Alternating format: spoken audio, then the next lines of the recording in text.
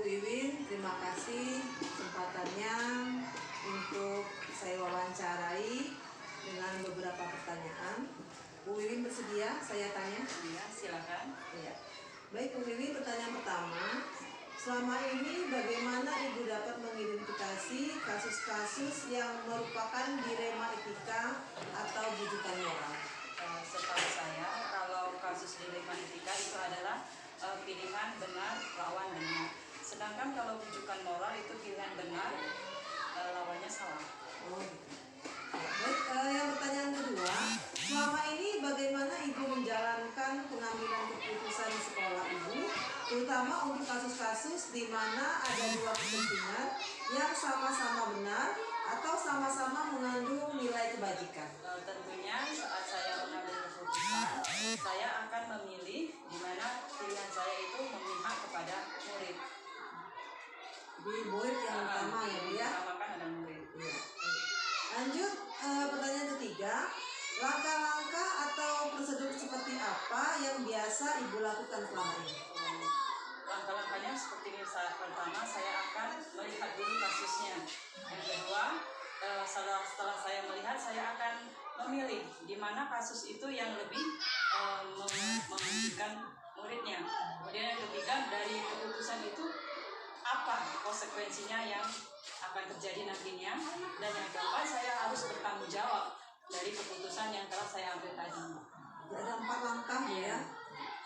Baik, untuk yang pertanyaan keempat, hal-hal apa saja yang selama ini Ibu anggap efektif dalam pengambilan keputusan pada kasus-kasus dilema etika? Yang efektif menurut saya akan mengambil keputusan dengan melakukan pengujian terlebih dahulu, benar atau salahnya. Pengujian benar atau salah ya. Ya, lanjut pertanyaan kelima, hal-hal apa saja yang selama ini merupakan tantangan dalam pengambilan keputusan pada kasus-kasus dilema etika? Tantangan yang saya hadapi yaitu pastinya saya merasa tidak enak hati dari pilihan salah satu kasus yang tidak saya pilih. Tetapi dalam pilihan itu memang harus ada salah satu yang dikorbankan untuk kepentingan yang tadi. Dengan murid ya. Baik, selanjutnya pertanyaan keenam, apakah Ibu memiliki sebuah jadwal tertentu dalam sebuah penyelesaian kasus dilema etika? Saya memang perlu beberapa waktu untuk menyelesaikan kasus itu karena saya perlu mencermati terlebih dahulu baru saya bisa mengambil keputusan. Baik Bu, untuk terima kasih Bu Eni sudah menyempatkan waktunya untuk kita wawancara. Jadi di sini saya ingin menanyakan bahwa apakah Bu Eni di sekolah ini pernah menghadapi kasus dilema etika? Ya, dilema etika tuh antara benar dan benar ya. Ya. Itu kalau benar dan benar tuh gimana ya? Untuk kasus guru ya dalam mengajar ya. Sebenarnya bukan di SD sini, di SD yang lama. Di SD yang lama pernah saya alami seperti itu antara guru kelas 6A, guru kelas 6B. Pada saat itu mau ujian, mereka ada satu prinsip itu betul, satu prinsip ini benar, ya jadi mereka sama-sama benar gitu. Jadi pada saat itu saya juga masuk di situ di ruangan, mungkin kebetulan pada saat itu Ibu Pera juga ada gitu kan, ada saat Ibu Pera ya hadir di situ. Jadi mereka ribut berargumentasi sampai meja pun mereka pukul. Hari itu juga bisa saya selesaikan. Akhirnya saya panggil mereka berdua, diselesaikan apa permasalahannya, dan saat itu juga selesai. Jadi nggak perlu waktu lama ya? Enggak, hari itu juga kita selesaikan. Mengapa harus hari itu diselesaikan? Supaya tidak berlarut-larut. Tapi kalau kita biarkan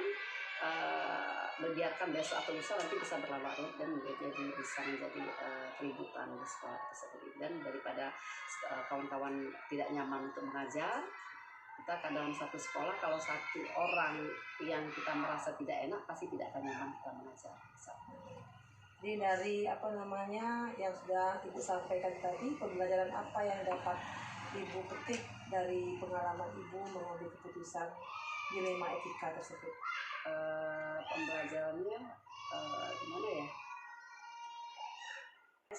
Jangan sampai itu terulang kembali seperti itu aja.